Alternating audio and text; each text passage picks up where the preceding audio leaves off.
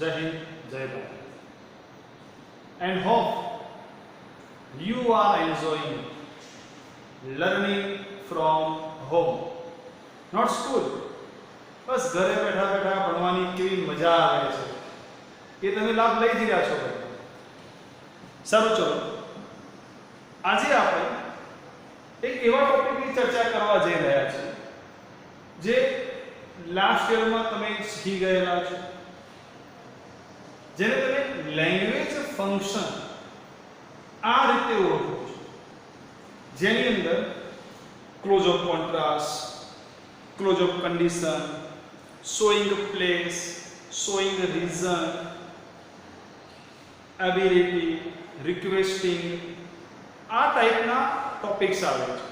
અને એનું નામ છે, પહેલાથી મેં કહી દીધું તમને, એનું નામ છે લેંગ્વેજ ફંક્શન. તો હું Mehul Patel from Devasya International School welcome you, and you are watching me at Mehul Patel's English Zone. Now we are discussing about language function. Language function part 1, topic number 1, showing contrast. દરેકે દરેક ટોપિકને નોંધતા રહેજો. Contrast એટલે વિરોધાભાસ. ચલો મિત્રો, કઈ ink, કયો colour પસંદ કરીશું? થઈ ગયો સિલેક્શન, પેન. વિરોધાભાસ.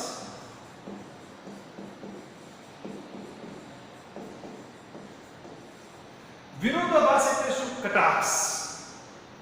કોઈ વ્યક્તિ સખત મહેનત કરે છે તો પરિણામ શું આવવું જોઈએ? એ ખૂબ સારા માર્ક્સ મેળવવા અથવા માર્ક્સ ખૂબ સારા માર્ક્સ મેળવી શકે, અધરવાઇઝ એ ફર્સ્ટ રેન્ક મેળવી શકે. કઈ જ નહીં.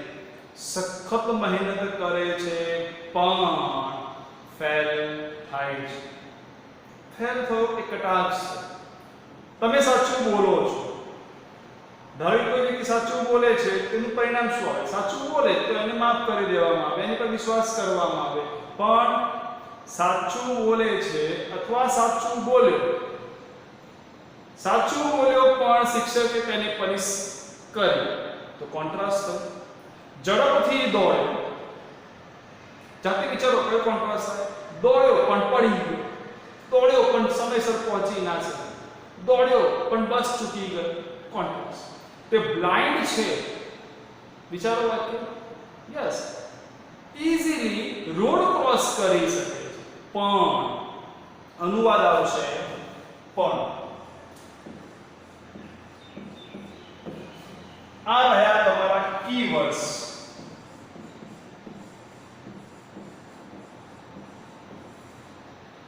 Keywords but yet still.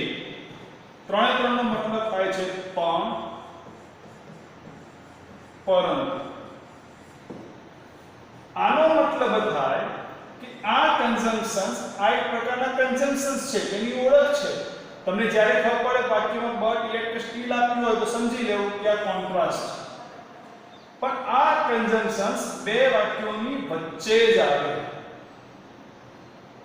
but देखो, કેવળ ran fast, sorry, Kapil ran fast, Kapil ઝડપથી દોડ્યો પરંતુ he could not catch the bus, તે બસ ન પકડી શક્યો.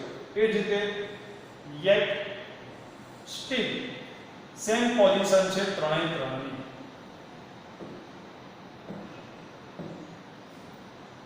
but yet still પછી આવે છે though, although, even if, even though. આનો અનુવાદ છે જો કે સખત મહેનત કરી છતાં પણ. Though Kapil ran fast, he could not catch the bus. Although Kapil ran fast, he could not catch the bus. કપિલે મહેનત કરી છતાં પણ તે બસ પકડી ન શક્યો. જનરલી ગ્રામરમાં એવા પણ કન્જંક્શન્સ છે કે જેને આપણે વાક્યની શરૂઆતમાં યુઝ કરીએ છીએ, but if you want to write them in the center of two sentence, બે વાક્યોની વચ્ચે લખવા હોય ને તો તમે એને લખી શકો, પણ એના માટે તમારે આખા સેન્ટેન્સને પાછળ લઈ જવાનું થાય અને આ સેન્ટેન્સને આગળ લખવાનું થાય. એટલે વાક્ય બને he could not catch the bus. સાહેબ he તો he માં પણ ચેન્જ કરવો પડે. Kapil could not catch the bus though he ran fast.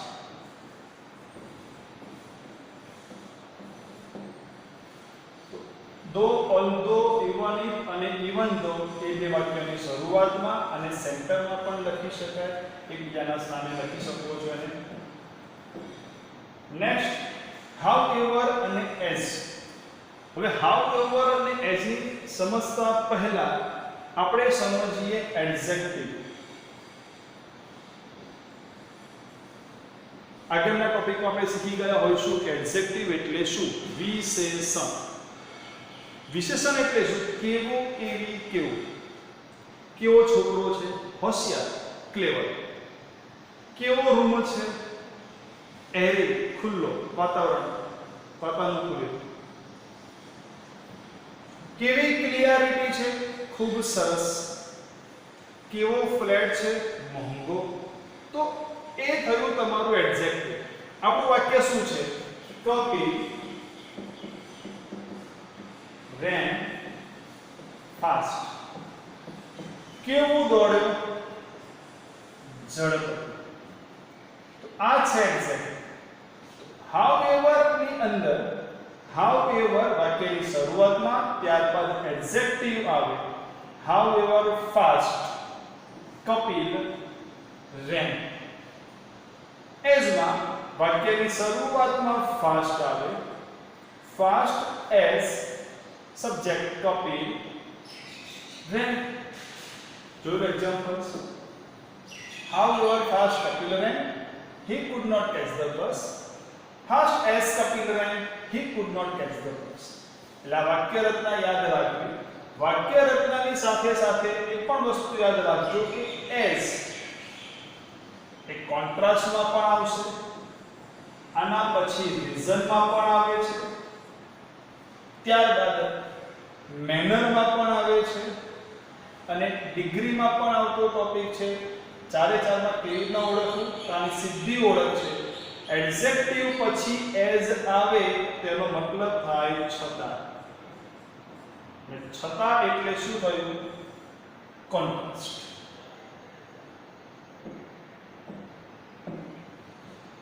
ત્યારબાદ લાસ્ટ ઇન સ્પાઇટ ઓફ અને ડિસ્પાઇટ. ડિસ્પાઇટ ઓફ ક્યારે નથી આવતું, ઇન સ્પાઇટ ઓફ અને despite. In spite of Kapil's running fast. કપિલનું ઝડપથી દોડવા છતાં, હોવા છતાં.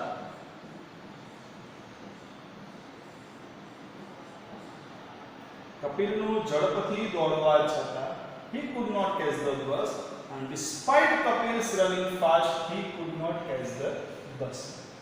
હવે એક વસ્તુ યાદ રાખજો, આના પછીની સ્લાઇડમાં આપણે જોઈ રહ્યા છે, સમજી રહ્યા છીએ કે ઇન સ્પાઇટ ઓફ વાળા સેન્ટેન્સમાં જો ક્રિયાપદ હોય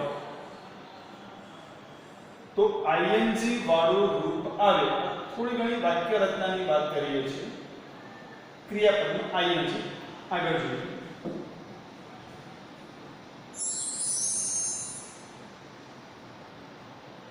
Priyank is a clever. Another examples. Priyank clever છે પરંતુ he can't solve this sum. એ જ રીતે yet અને still. Though Priyank is clever, he can't solve the sum. હવે આપણે દોને બે વાક્યોની વચ્ચે લખવું હોય તો obviously આખા સેન્ટેન્સને પાછળ લઈ જવાનું અને આ સેન્ટેન્સને આગળ લખી દેવાનું થાય. however પછી વિશેષણ, સબ્જેક્ટ વર્બ અને એઝ ની પહેલા વાક્યની શરૂઆતમાં વિશેષણ પછી એઝ સબ્જેક્ટ વર્બ. હવે વાત કરીએ ઇન સ્પાઇટ ઓફ. બે વસ્તુ યાદ રાખો. નંબર 1, ઇન સ્પાઇટ ઓફ એક ગ્રામેટિકલ ટોપિક કહેવાય ફ્રેશ પ્રેપોઝિશન. શું કહેવાય? Fresh preposition. આના સિવાય છે because of, owing to, in place of. તેમાં જો ક્રિયાપદ આવતું હોય તો કેવું રૂપ આવે? આગળ આવી ગયું આઈએનજી વાળું. ક્રિયાપદનું આઈએનજી વાળું. પરંતુ આ વાક્યમાં તો ક્રિયા છે પ્રિયંક ઇઝ ક્લેવર. તો ક્રિયામાંથી તો વિશેષણ છે ક્લેવર. કેવો છે? ક્લેવર.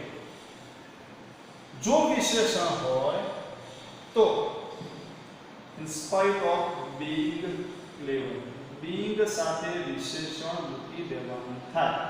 બીજા વિશેષણની વાત કરીએ rich. તો being rich આવે. ત્યારબાદ poor. in spite of being poor. ત્યારબાદ honest.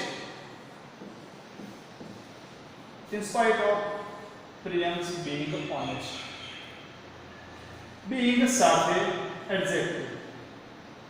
પરંતુ તમારે આ રીતે વાક્ય રચના ન લખવી હોય અથવા ન આપવી હોય તો બીજી વાક્ય રચના છે ક્લેવર નું નામ સીધું જ પછી being લખવાનું રહેતું નથી. તો રીચ નું નામ શું થાય? richness. તો હવે in spite of Priyan's richness. poor નું નામ થાય છે poverty. તો હવે in spite of Priyan's poverty. તો honest નું નામ થાય છે honesty. તો હવે in spite of Priyan's honesty.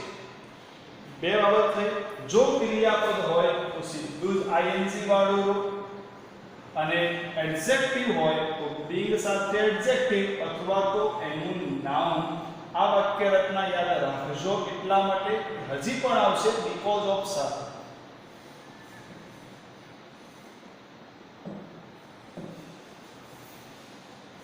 અને તમે જાતે પણ એક બે વાક્યો બનાવવાનો ટ્રાય કરવામાંથી બીજા વાક્યોને. હવે એક્ઝામમાં કઈ રીતે પૂછે પહેલા એ સમજી લો પછી આગળ ટોપિકમાં જઈએ આપણે.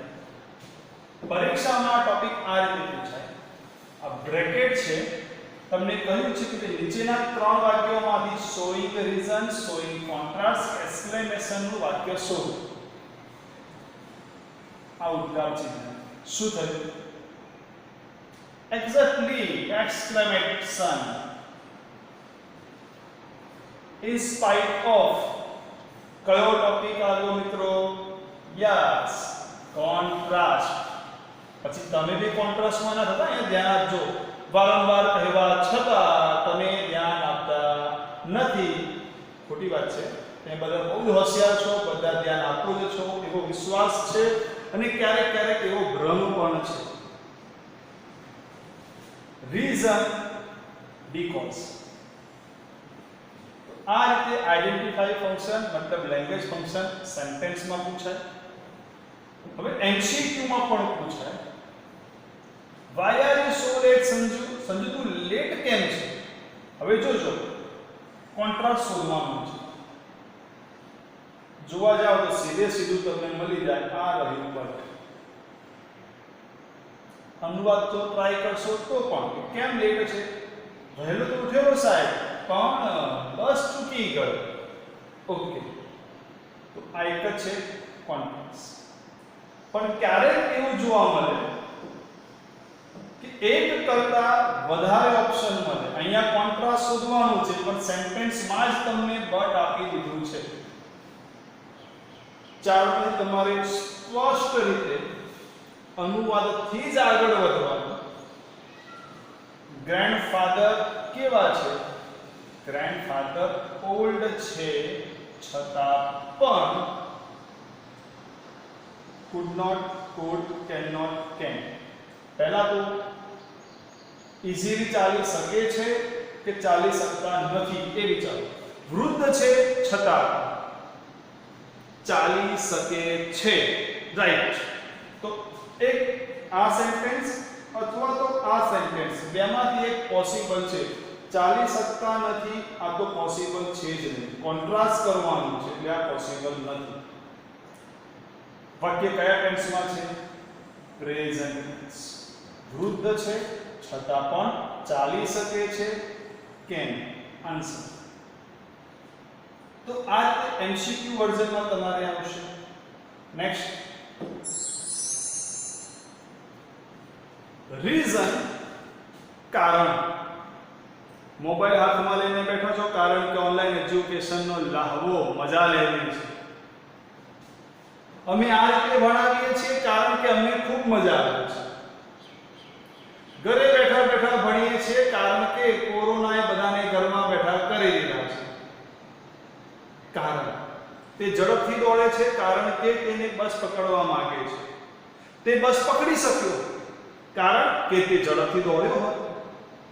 વિચારો, એક ટોપિક વારંવાર બોલ્યો છે. કયો ટોપિક છે? બીકોઝ. કીવર્ડ. આ શબ્દ પરથી ખ્યાલ આવે આ શું દર્શાવે છે? Reason. Because. Kapil caught the bus. Kapil bus પકડી શક્યો કારણ કે તે ઝડપથી દોડ્યો હતો. ત્યારબાદ છે સો અને ધેરફોર. આનો મતલબ છે તેથી.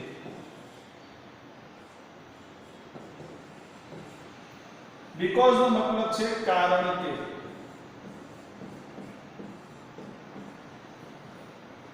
ફરીથી રિપીટ કરું છું, આનો મતલબ થાય કે આ કન્જંક્શન બે વાક્યોની વચ્ચે જાય.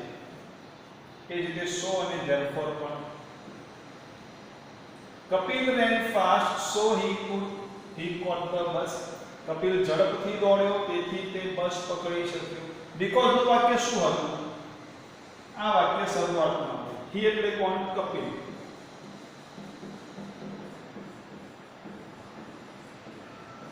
caught the bus because he ran fast.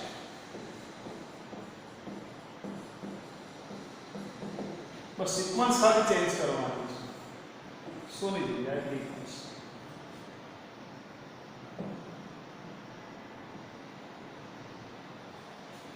as since વાક્યની શરૂઆતમાં. આનો મતલબ છે માટે. as Kapil run fast. Kapil ઝડપથી દોડ્યો માટે he caught the bus. તે બસ પકડી શક્યો, તેણે બસ પકડી. since Kapil ran fast he caught the bus. ફરીથી યાદ કરવાનું. જો આ કન્જંક્શન્સ મારે વચ્ચે લખવાનું થાય, સેન્ટરમાં લખવું હોય, આખું વાક્ય તમારે પાછળ લઈ જવાનું થાય. since અહીંયા આવશે આગળ. he ની જગ્યાએ Kapil. Kapil caught the bus since he ran fast.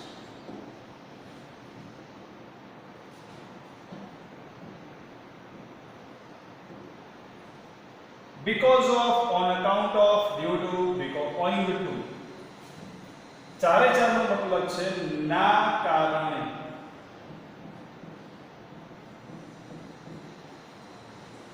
ઝડપથી દોડવાના કારણે તે બસ પકડી શકે.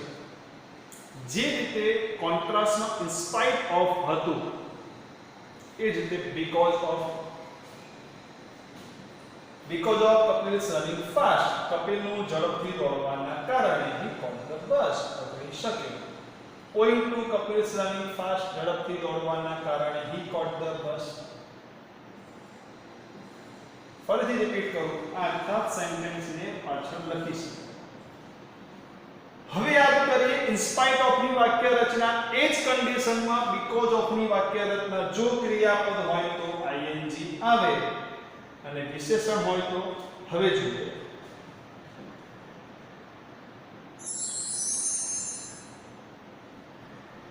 Priyank can solve this sum. Priyank આ દાખલો સોલ્વ કરી શકે છે કારણ કે તે હોશિયાર છે. હવે સો વાપરવું છે કે therefore માટે અનુવાદ શું થાય? પ્રિયંક હોશિયાર છે તેથી તે દાખલો સોલ્વ કરી શકે છે. આ વાક્યને અને અહીંયાથી આ સેન્ટેન્સને તો થઈ ગયું સો અને therefore. હવે એઝ તો આ જ વાક્ય રચનામાં એઝ અને સિન્સ વાક્યની શરૂઆતમાં આવે. સાઈડમાં હટી ગયું યાર, આ તો કોઈ વાંધો નહીં, આપણે થોડાક સાઈડમાં હટી જઈએ. હવે ઇન સ્પાઇટ ઓફ યાદ કરીએ, માત્ર વિશેષણ છે તો being પ્લસ વિશેષણ અને નાઉન તો સીધે સીધું નામ. because of Priyam's cleverness, because of Priyam's being clever, because of Priyam's honesty, because of Priyam's being honest.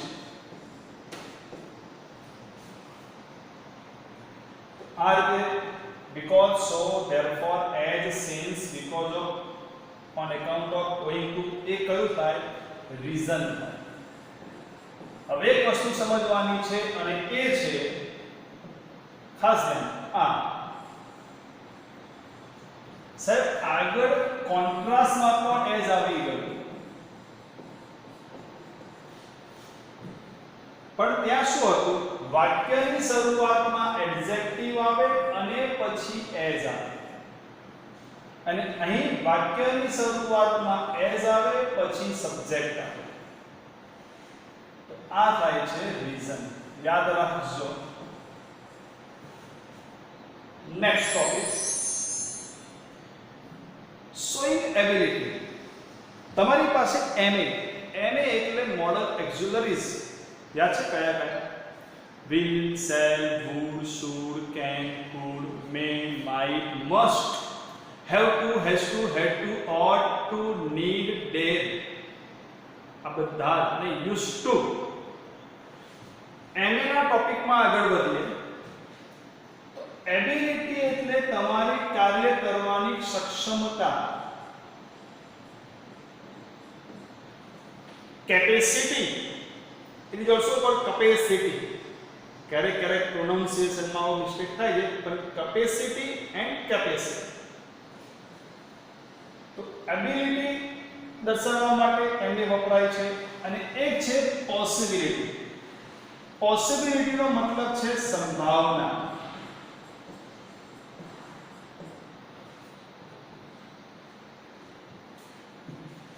can, could, I can walk fast. A person can do whatever he likes. તે કરી શકે છે જે તેને ઈચ્છા હોય તે. હું ઝડપથી દોડી શકું છું, તે ખૂબ અઘરા દાખલા બી સોલ્વ કરી શકે છે. તો એનામાં રહેલી સક્ષમતા છે એટલે કહેવાય can કે could એ એબિલિટી છે. સમજો, વાક્યનો ભાવાર્થ સમજવાનો છે તમારે. અને મે, it is cloudy weather. બહુ જ વાદળછાયું વાતાવરણ છે, આપણે શું કહીશું? It may rain today. આજે વરસાદ આવે. He is not free. A free નથી. He may not help you. તે તમને મદદ ન કરે. તો એ છે સંભાવના. તો સંભાવના માટે may અથવા to might.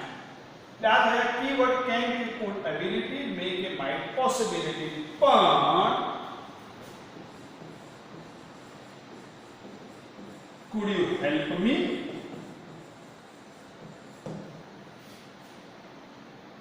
Could you help me શું દર્શાવે છે? રિક્વેસ્ટ. શું તમે મને મદદ કરશો? એ થશે રિક્વેસ્ટ. અને અહીં મે નો ઉપયોગ બદલી લઈએ આપણે.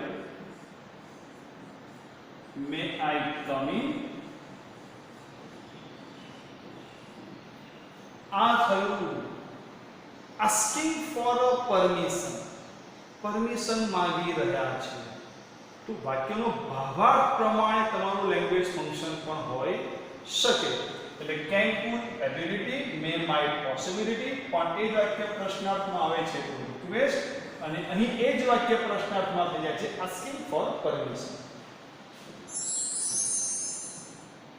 ત્યારબાદ છે એડવાઇસ, સજેશન. સજેશન કે એડવાઇસ ચલાવ્યાની પહેલા એક સૂચન કરું કે તમારે સારી મહેનત કરવી જોઈએ. તમે સારા માર્ક્સ લાવી શકશો. તમારે સાચું જ બોલવું જોઈએ, વીજળીનો બચાવ કરવો જોઈએ અને ચાઇનીઝ પ્રોડક્ટનો બહિષ્કાર કરવો જોઈએ. એક્ઝામ્પલ છે ઓફરિંગ એડવાઇસ કે સજેશન. દરેક વાક્યમાં અનુવાદ હતું જોઈએ. જોઈએ, અરે વાહ, સુપર સેટ થઈ ગયું. should, ought to, had better, ત્રણનો મતલબ છે જોઈએ.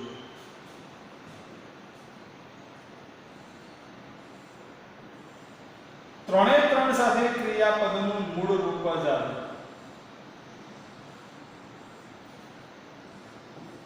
અનુવાદ પણ સેમ રહે છે. તમારે love.com ઇન્સ્ટોલ કરવા pasthut.com ને ડિલીટ કરવો જોઈએ. ઇરેજ એટલે ભૂસી નાખવું. તમારે નોર્મલ ફૂડ ખાવું જોઈએ અને તમારે કોલ્ડ વોટર પીવું જોઈએ. આમ તો આ એડવાઇસ ખોટી છે, પણ આ વાક્ય છે જોઈએ. આનો અનુવાદ એટલે should, ought to અને had better આવે તો થઈ જાય એડવાઇસ અથવા તો સજેશન. આગળ ચર્ચા થઈ એ પ્રમાણે રિક્વેસ્ટ અને પરમિશન. આગળ વાત થઈ જ ગઈ છે આપણી રિક્વેસ્ટ અને permission. would you help me, would you come with me, may I come in, may I help you, please show me the right way, please write down this sentence. તો આ થાય છે રિક્વેસ્ટ અને આ થાય છે permission. declining, no. હું એમ કહું please show me a right way, no. તમે મારી વાતમાં ઇનકાર કરો છો. Write down please, no sir I can't. તો એ તમે મારા વાક્યનું શું કર્યું? નકારાત્મક જવાબ આપ્યો. આઈ એમ અફ્રેડ, નો, સોરી, નોટ નાઉ. આ ગયો મારા વાક્યનો નકારાત્મક જવાબ. તો એને કહેવાય ડિક્લેરિંગ.